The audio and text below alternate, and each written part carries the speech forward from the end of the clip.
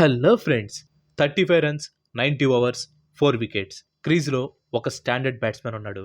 అందరూ మ్యాచ్ ఇంగ్లాండ్ది అని చెప్పి అనుకున్నారు. కానీ స్పోర్ట్స్లో గివప్ అనేది ఉండదు. ఆపోజిట్ టీం కొట్టాల్సింది ఒక్క రన్ అయినా సరే గెలుపు సాధ్యమని చెప్పి నమ్మి తీరాలి. ఇదే ప్రతి స్పోర్ట్స్ పర్సన్కి ఉండాల్సిన మైండ్ సెట్.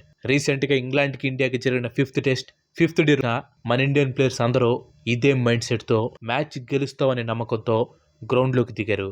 కానీ ఒక్క ప్లేయర్ మాత్రం తనే మ్యాచ్ని గెలిపిస్తా అని చెప్పి డిసైడ్ అయ్యి బిలీవ్ ఇన్ మీ అంటూ గ్రౌండ్లోకి దిగాడు. అతనే డిఎస్పి మొహమ్మద్ సిరాజ్. సిరాజ్ ఒక వారియర్. నేను ఈ సిరీస్ని దృష్టిలో పెట్టుకొని చెప్పట్లేదు, సిరాజ్ లైఫ్ స్టోరీ మొత్తం చూసి అంటున్న మాట ఇది. ఆ లైఫ్ స్టోరీని వింటే మీరు కూడా సిరాజ్ ఈజ్ ఎ వారియర్ అని చెప్పంటారు. సిరాజ్ హైదరాబాద్లో ఒక లోయర్ మిడిల్ క్లాస్లో పుట్టాడు. సిరాజ్ వాళ్ళ ఫాదర్ ఒక ఆటో డ్రైవర్. ఫైనాన్షియల్గా వాళ్ళ ఫ్యామిలీ బాగా ఇబ్బందులు పడుతూ ఉండేది. కానీ క్రికెటర్ అవ్వాలని సిరాజ్కున్న డ్రీమ్ని అతని ఫ్యామిలీ మొత్తం సపోర్ట్ చేసింది. సిరాజ్ తన క్రికెట్ కెరియర్ని చార్మినార్ క్రికెట్ క్లబ్తో మొదలుపెట్టాడు. ఇక్కడే తను మొట్టమొదటిసారి లెదర్ బాల్తో బౌలింగ్ చేశాడు. ఈ క్లబ్లో రోజు ప్రాక్టీస్ చేయడానికి సిరాజ్ బస్సులో వెళ్లాల్సి వచ్చేది. కానీ బస్సు ఛార్జెస్ కూడా సిరాజ్ దగ్గర డబ్బులుండేవి కాదు. దాంతో తను నడుచుకుంటూనే వెళ్ళి ప్రాక్టీస్ చేసేవాడు. సిరాజ్ పడిన కష్టానికి ప్రతిఫలం 2015లో అతనికి దక్కింది. హైదరాబాద్ అండర్-23 టీంలో తనకు ఆడే అవకాశం దక్కింది. ఆ తర్వాత వెంటనే రంజీ ట్రోఫీకి సిరాజ్ సెలెక్ట్ అయ్యాడు. 2016, 2017 రంజీ ట్రోఫీ సీజన్ సిరాజ్ లైఫ్ని పూర్తిగా మార్చేసింది. ఈ సీజన్లో మొహమ్మద్ సిరాజ్ 41 వికెట్లు తీసి హైదరాబాద్ తరపున టాప్ బౌలర్గా నిలిచాడు. ఈ పర్ఫార్మెన్స్కి గాను 2017లో 2.6 కోట్లు పెట్టి సన్ రైజర్స్ హైదరాబాద్ సిరాజ్ని తీసుకున్నారు. ఇది కేవలం సిరాజ్కే కాదు, అతని ఫ్యామిలీ మొత్తానికి ఒక హ్యూజ్ అమౌంట్. అండ్ అదే సంవత్సరం సిరాజ్ ఇండియన్ టీం కూడా సెలెక్ట్ అయ్యాడు. న్యూజిలాండ్తో జరిగిన T20 ఇంటర్నేషనల్ మ్యాచ్లో ఇండియన్ బ్లూ జెర్సీ ధరించిన సిరాజ్ ఆ రోజు నుంచి తన 100%ని గేమ్కి ఇస్తూ ఒక వారియర్ లాగా గెలుపు కోసం పోరాడుతూ వచ్చాడు.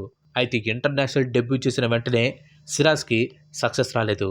పడుతూ లేస్తూ కెరీర్ని నిలబెట్టుకుంటూ వచ్చి ఫైనల్గా విరాట్ కోహ్లీ కెప్టెన్సీలో టెస్ట్ ఇంకా వన్డేస్లో తను డెబ్యూ చేశాడు. 2021లో జరిగిన ఆస్ట్రేలియా టూర్ ఏదైతే ఉందో అది తన జీవితంలోనే మర్చిపోలేంది. ఈ సిరీస్లో సీనియర్ బౌలర్స్ అందరూ కూడా ఇంజూరీ అవడంతో సిరాజ్ మెయిన్ బౌలర్ అయ్యాడు. బ్రిస్బేన్ టెస్ట్లో 5 వికెట్లు తీసి ఇండియాని గెలిపించాడు. అయితే ఈ సిరీస్కు ముందు సిరాజ్ వాళ్ళ ఫాదర్ చనిపోయారు. కానీ సిరాజ్ మాత్రం తన ఫాదర్ని చూడటానికి ఇండియాకి రాలేదు. ఇండియన్ టీంకి తన అవసరం ఉండడంతో తన ఫాదర్ని ఆఖసారి చూసే ఛాన్స్ని కూడా పక్కన పెట్టేసి మరీ సిరీస్ని ఆడాడు. ఈ ఒక్క ఇన్సిడెంట్ చాలు సిరాజ్కి క్రికెట్ మీద ఉన్న ప్రేమేంటో తెలియడానికి. తన డెడికేషన్ ఇంకా టాలెంట్తో సిరాజ్ ఇండియన్ టీంలో రెగ్యులర్ మెంబర్ అయిపోయాడు. ఇన్ఫ్యాక్ట్ 2020 నుంచి చూసుకుంటే సిరాజ్ ఆడిన ఇంటర్నేషనల్ మ్యాచెస్ రోహిత్ కానీ, కోహ్లీ కానీ, జడేజా కూడా ఆడలేదు.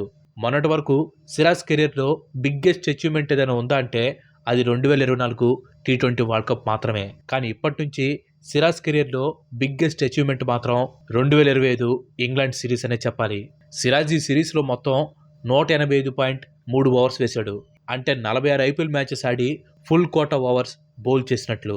ఇన్ఫ్యాక్ట్ జడేజా కూడా ఈ సీజన్లో ఇన్ని ఓవర్స్ బౌల్ చేయలేదు. బేసిక్గా ఇంత స్ట్రెయిన్ని ఫాస్ట్ బౌలర్స్ అసలు తీసుకోరు. ఫాస్ట్ బౌలింగ్ అనేది అంత ఈజీ కాదు. ప్లేయర్స్ ఎంత ఫిట్గా ఉన్నా సరే ఫాస్ట్ బౌలింగ్ వలన ఏదో ఒక ఇంజరీ అవుతూనే ఉంటుంది. అందుకే టీంలో 4 ఫాస్ట్ బౌలర్స్ని పెట్టుకొని వర్క్లోడ్ని మేనేజ్ చేస్తూ ఉంటారు.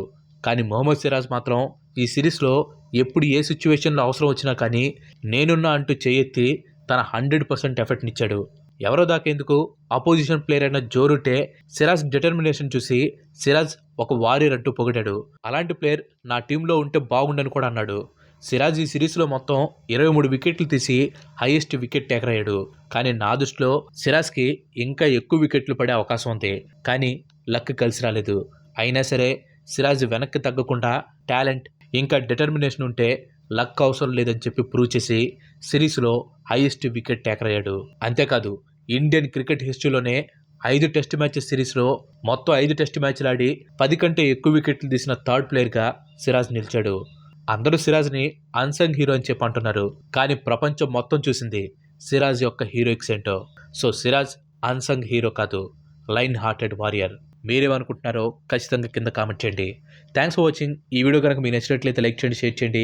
అండ్ అలాగే మన నెక్స్ట్ ఎపిసోడ్ కనుక మిస్ కావద్దు అనుకుంటే మన ఛానల్కి తప్పకుండా సబ్స్క్రైబ్ అయ్యి పక్కనే ఉన్న గంటని ఆల్ ఆప్షన్ పెట్టుకోండి. ఇంకో మంచి ఎపిసోడ్లో మళ్ళీ కలుద్దాం. Till then bye bye, have a nice day.